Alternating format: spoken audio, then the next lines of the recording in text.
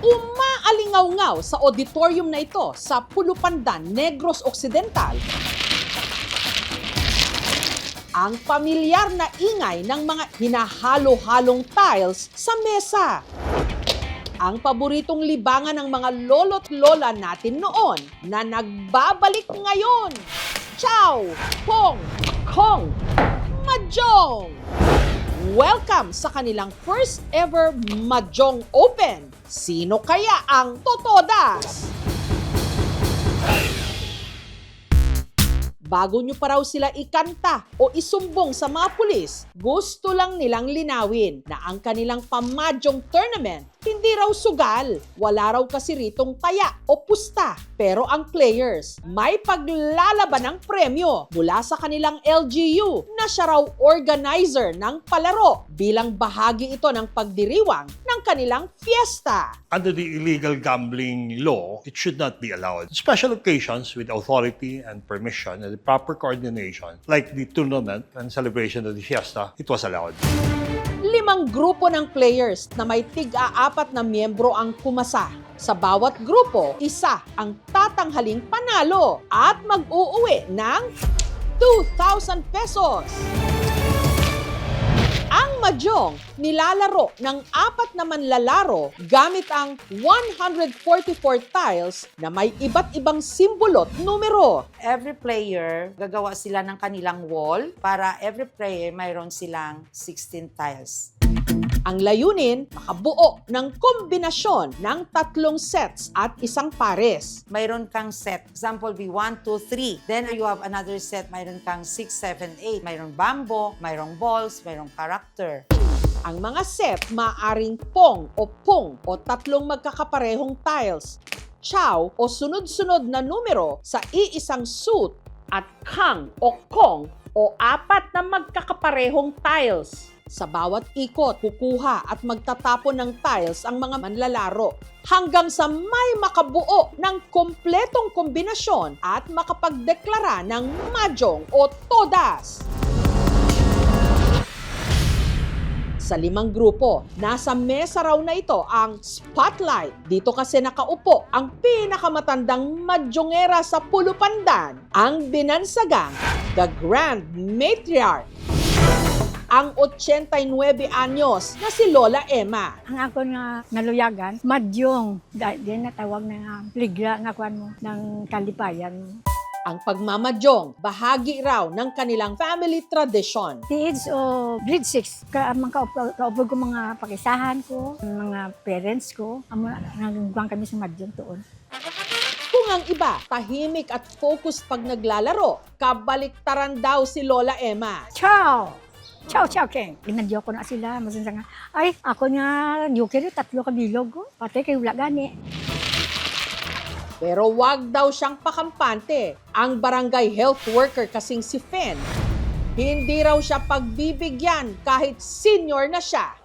Si Fen, nagmula raw sa pamilya ng mga mahjongero at mahjongera. Minsan, pinapaupo ako ng isang tita ko sa gilid niya. Dapat daw ako matuto para pag may mga event, mananalo ako. Siyempre, ililibre ko yung mga friends ko. Sa unang ikot, si Fen ang unang nakabuo at nanalo. Oh. Pero ang lola nyo, tila inaalat. Hindi pa rin siya nakakapuntos. Sa ikalawang ikot kasi, ang pinakabata sa mesa na si Gilbert naman ang tumodas. 1 ball. Ang Gen Z na si Gilbert, self-taught mahjongero raw. Natuto lang maglaro sa pamamagitan ng isang app. Sinubukan ko at habang tumatagal doon na po ako natututo. Di naman po ako nag-a-addict, nakokontrol ko po. Pero ang hadlang daw sa pangarap niyang ito, si Marites na siya namang namuro sa mga sumunod na ikot. Lagi akong pumunta sa mga lamay, tinatawag kami na mga mahjong. ang paglalaro ng mahjong. Paraan daw ni Marites para makaiwas sa Alzheimer's disease. Sabi ng doktor, na pag mag-senior ka na, palagi ka na lang magmamadyong. Kahit na kayo na lang mga pamilya-pamilya, at least maandar yung mind mo. Ang mahjong ay makakatulong sa pag-prevent ng dementia. Meron siyang physical, wherein yung patient tinatouch niya yung mga pyesa. Meron din siyang analytical, nag-strategize yung pasyente. At saka meron din siyang social interaction kasi he tries to be competitive. Pero buenasin kaya sa laro si Marites? Ang laging hinahanap-hanap ng mga nagmamadyong, Manila paper at baby powder. Gagamit kami ng polvo para maging madulas pag maghawak ka ng tiles. Pero ang mag-aamang Oliver, Adonis at Ivy mula Mandaluyong, hindi na raw kailangan ito.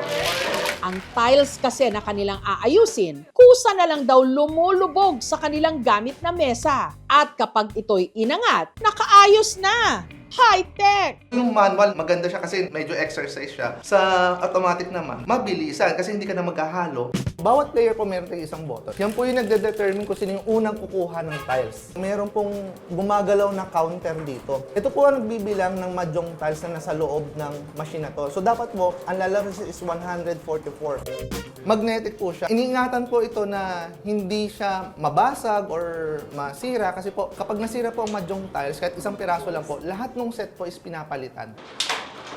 Sulit na sulit siya kasi marami rin kami napapasayang ibang tao. Nagmula ang mahjong sa China at tinatayang nagsimula pa nung Qing Dynasty. Pumalat ito sa iba't ibang mga bansa sa pamagitan ng kalakalan at migration ng mga Chino noong ika-19th at ika-20th century.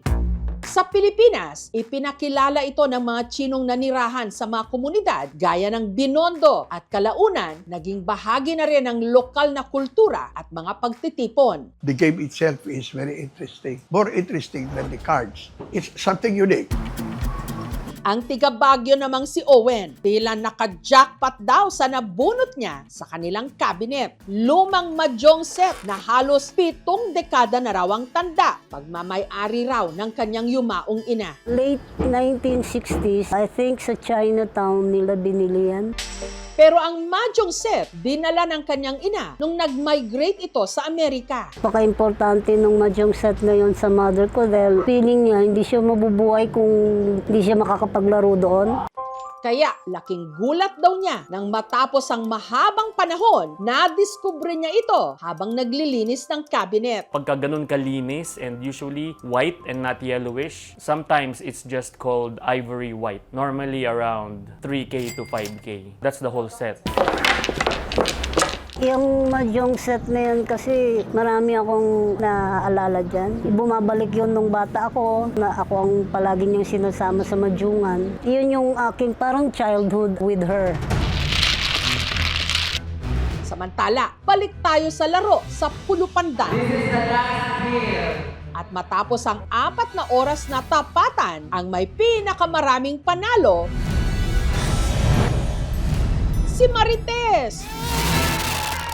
Siya ang mag-uuwi ng 2,000 pesos. Masaya ako. Share ko sa mga friends ko. Ayun ang panalaunan ko ngayong gabi. Lakas mang maka-throwback na makakita muli ng mga naglalaro ng mahjong. Paalala ng mga otoridad, sugal pa rin ito. Bawal sa batas. Presidential Decree 1602, sir, ay paglabag sa illegal gambling law. May kakulang penalidad po, sir. Umabot sa 30,000 pesos po, sir. Kung katuwaan lang, wala pong involved na bet money. Pero pag may involved na pustahan, bawal talaga po yun, sir. Sa bawat halo ng tiles, may halong alaala. Sa bawat chow at pong, may tawanan, may asaran, may kwentuhan. Ciao! Ciao, ciao, King! At sa Pulupandan, patunay na kahit ang lumang libangan, pwedeng bumalik at muling mag-ingay! Thank you for watching, mga kapuso. Kung nagustuhan niyo po ang videong ito, subscribe na sa GMA Public Affairs YouTube channel. And don't forget to hit the bell button for our latest updates.